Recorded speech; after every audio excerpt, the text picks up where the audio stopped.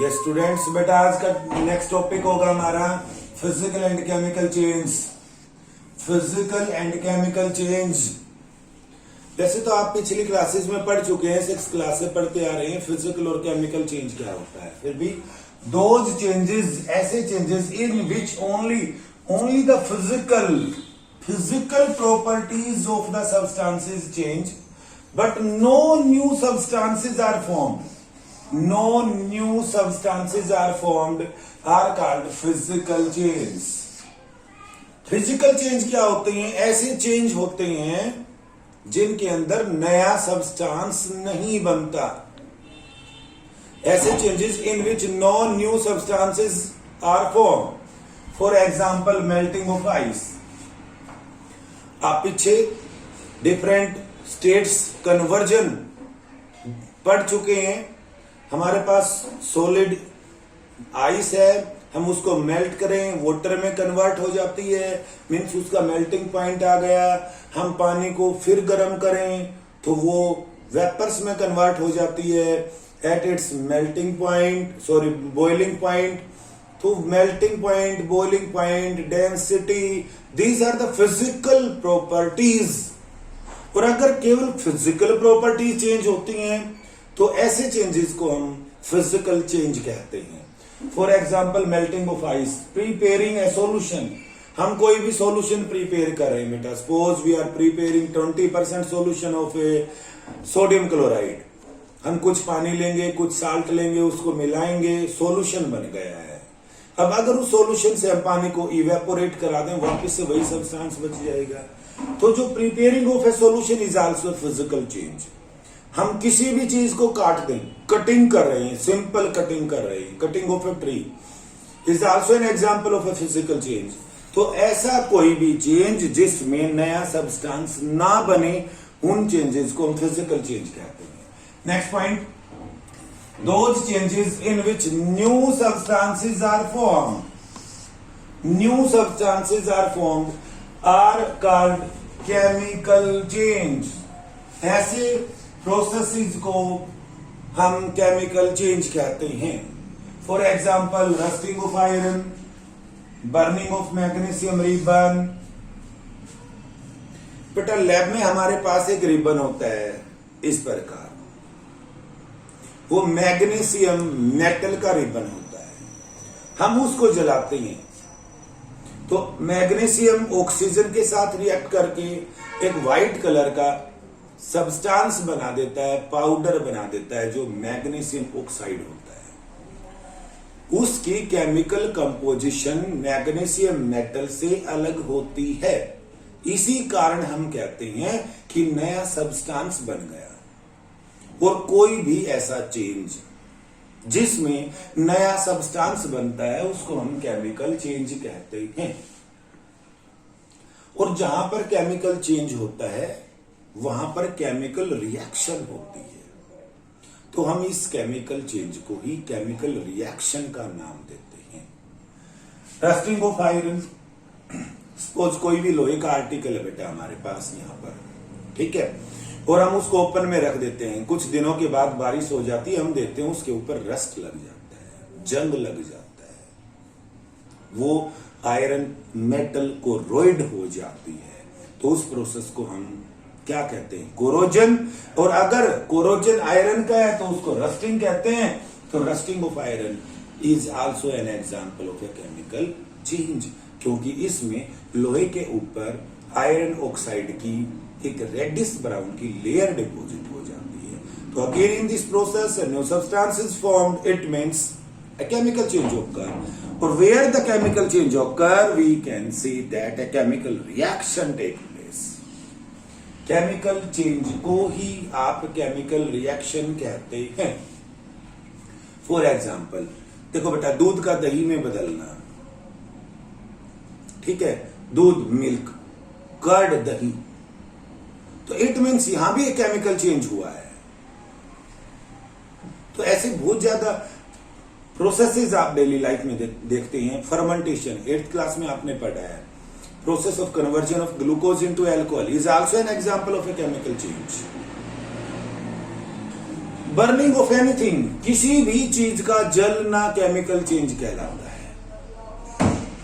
क्योंकि जलकर नया प्रोडक्ट बन जाता है जिसको आप एस कहते हैं, राख कहते हैं, वो नया सब्सटेंस होता है। देखो अब, लेकिन जो बर्निंग ऑफ कैंडल है, बर्निंग ऑफ कैंडल दोनों का एग्जाम्पल होता है बेटा, फिजिकल चेंज और केमिकल चेंज टेक प्लेस। तो during burning of candle both physical and chemical change take place. ऐसा क्या होता है इसमें? हम किसी कैंडल को बर्न करते हैं तो पहले क्या होगा, जो वैक्स है वो मेल्ट होगा। तो बर्निंग ऑफ कैंडल में दो प्रोसेस हो गई, एक तो मेल्टिंग ऑफ वैक्स, और मेल्टिंग ऑफ वैक्स एक फिजिकल चेंज है।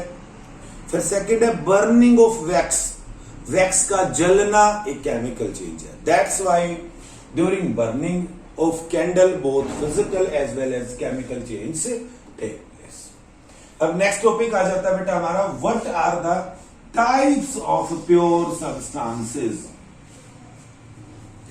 जो प्योर सब्सटेंस होते हैं उनकी टाइप क्या है? तो on the basis of chemical composition, on the basis of chemical composition, on the basis of chemical composition जो सब्सटेंसेस होते हैं can be classified as elements और कंपाउंड्स।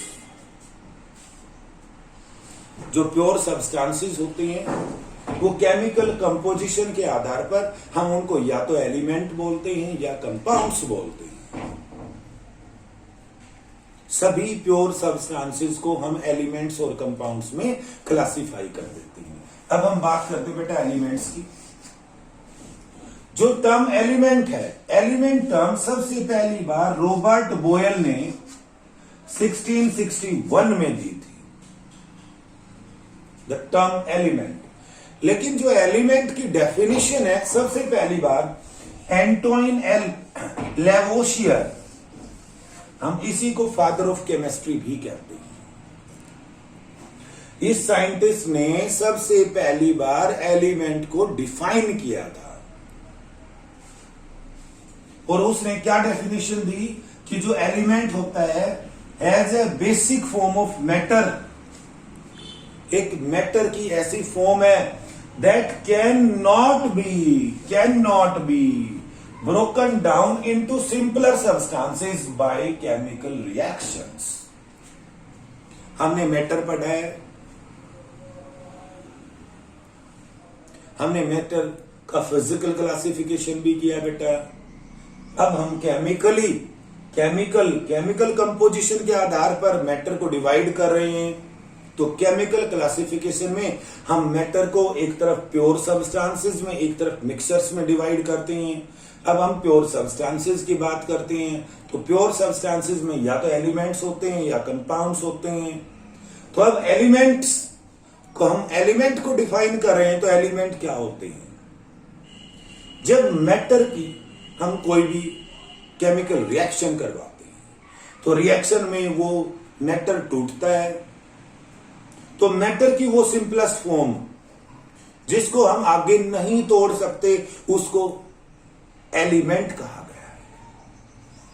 पॉइंट को समझिए, ये डेफिनेशन मोस्ट इंपोर्टेंट डेफिनेशन है, सबसे पहली बार दी गई थी एंटोइन एंड लेवोशियर नाम के साइंटिस्ट ने। अब जितने भी एलिमेंट्स हैं, नॉन एलिमेंट्स, उन सभी को metals, non metals and metalloids में डिवाइड किया गया है।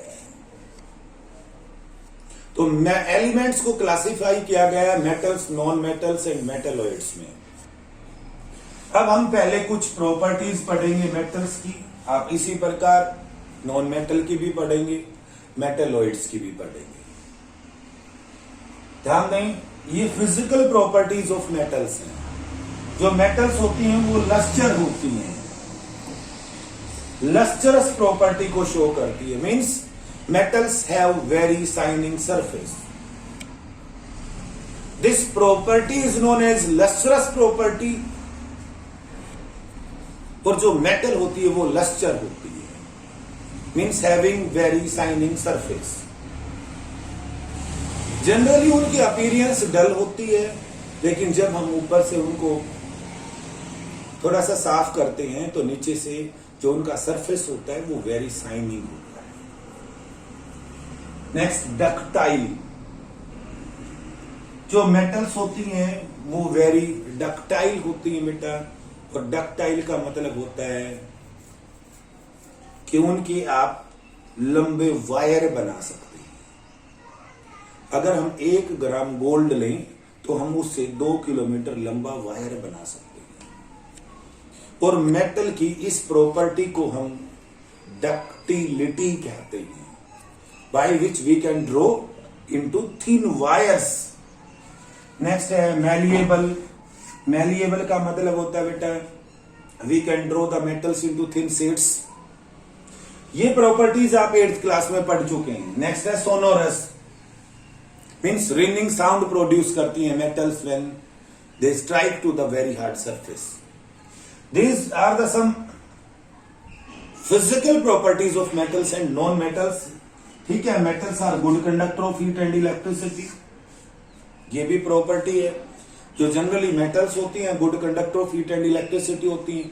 जो मेटल्स होती हैं generally they are very hard, but कुछ एक्सेप्शनल केसेस भी होती हैं। There are some examples of metals, gold है, सिल्वर है, कॉपर है, सोडियम है,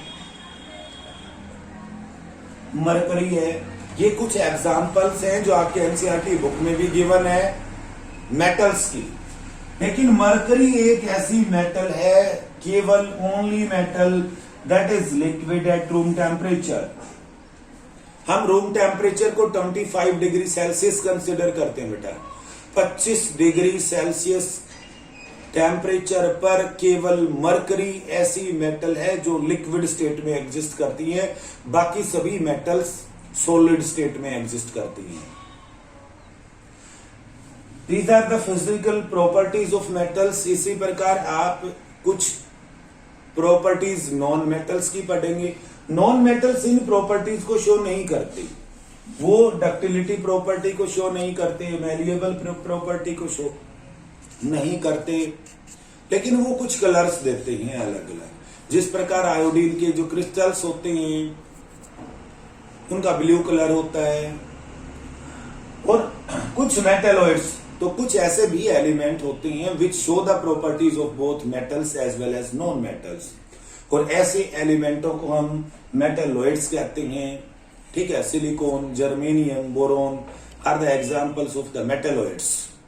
तो बेटा हमने एलिमेंट्स को भी क्लासिफाई किया है मेटल्स में, नॉन मेटल्स में एंड मेटलॉइड्स में। मैंने यहां पर प्रॉपर्टीज केवल मेटल्स की लिखी हैं, नॉन मेटल्स और मेटलॉइड्स की आप खुद लिखोगे। मेटलॉइड्स में कुछ नहीं लिखना आपको। मेटलॉइड्स ऐसे एलिमेंट होते हैं which show the properties of both metals as well as non metals, और जो प्रॉपर्टीज मेटल शो करता है वो नॉन मेटल्स नहीं करते। इसी कारण ये प्रॉपर्टीज आप खुद लिखेंगे। कुछ एग्जांपल्स आप पढ़ेंगे नॉन मेटल्स के। देखो जितनी भी गैसेस होती हैं, ऑक्सीजन है, हाइड्रोजन है, क्लोरीन गैस है, फ्लोरीन है, ये सभी ऑक्सीजन गैस है, नॉन मेटल्स के एग्जांपल्स होते हैं। तो ये सभी नॉन मेटल्स हैं। जितनी भी नोबल गैसेस होती हैं, आर्गन है, हीलियम है, नियोन है, these all are the examples of non metals.